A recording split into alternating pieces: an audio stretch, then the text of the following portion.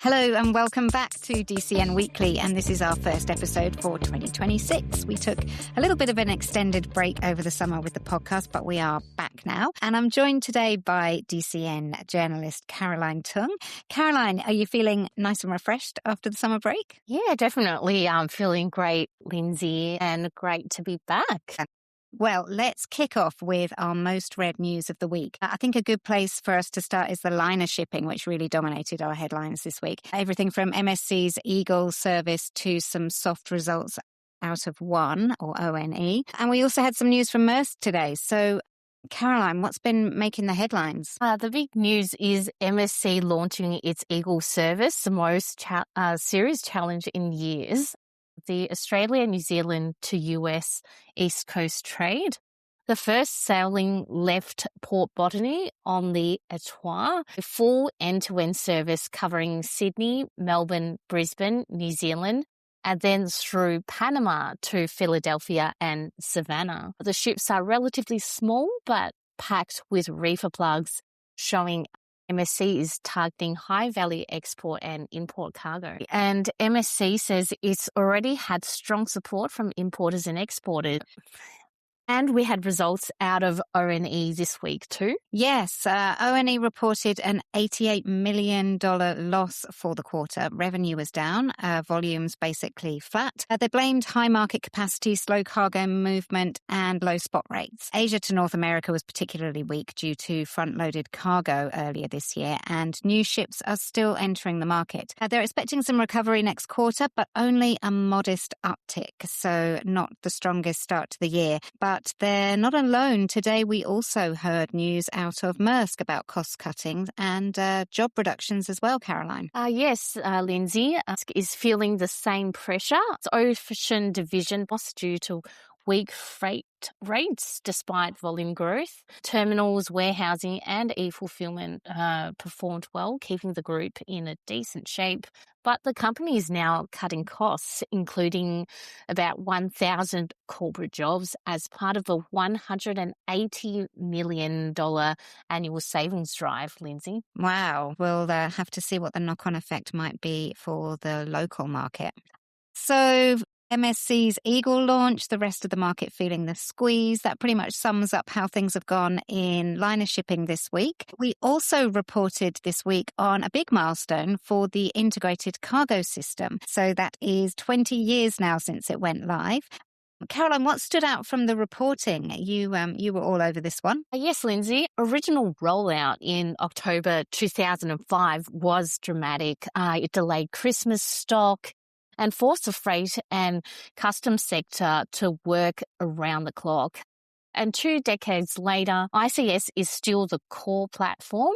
IFCA's Brad Leonard noted that it now handles volumes and complexity it was never designed for, yet it remains stable thanks to the ongoing work of the Australian Border Force systems and digital teams.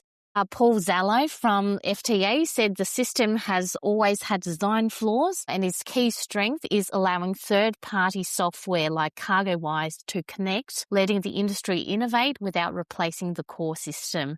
And reporting challenges remain, such as not always knowing the final vessel in time, but stability is the top priority. If ICS went down, ports and airports could grind to a halt. Okay, well, you can read the full article that Caroline wrote on our website. Looking ahead, it is shaping up to be a huge year for industry events.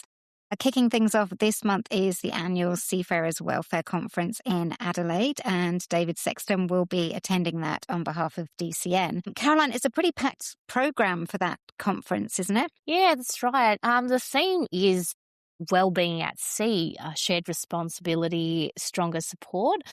It'll focus on practical human-centred welfare for the world's 1.9 million seafarers amid rising pressures from technology, regulation and geopolitics. The topics 26 Maritime Labour Convention amendments, shore leave and medical access, addressing abandonment, mental health, DEI initiatives and stronger collaboration across ship owners, unions, ports and NGOs. And they've got some pretty heavyweight speakers, I believe. Yes. Leaders from AMSA, ICMA, Stella Maris, the ITF, Wista, Rightship, Sailor Society, Hunterlink, Seafarer Connect, plus chaplains and welfare specialists from across the region. A real who's who. Indeed.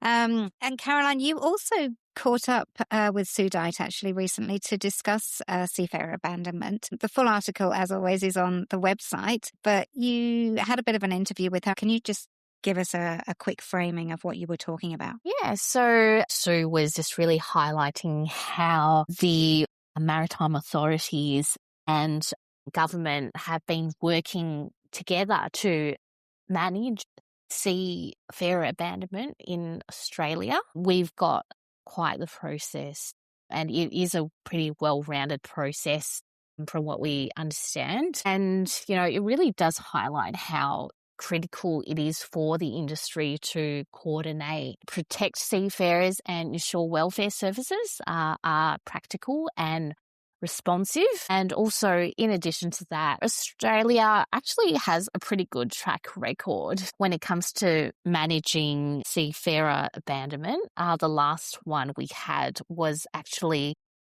in Portland in Victoria about 3-4 years ago. And, to their credit, the maritime marshal actually stepped in and made sure all the crew were eventually looked after and paid their correct wages. Well, the Seafarers Welfare Conference in Adelaide does sound like a must attend. We will be covering, of course, key takeaways for listeners after the event, and keep an eye on the dcn.com.au for coverage of that conference. Well, we will have updates on other events across the country next week as well. There's plenty of them coming up this year, so lots to talk about there, including some exciting announcements about the 2026 DCN Awards. So stay tuned for info on that. Obviously, for more stories, you can always head to the dcn.com.au, which is updated throughout the day. And don't forget to sign up for the free daily newswire if you haven't already. Absolutely. Thank you, everyone, for listening, and we will catch you again next week.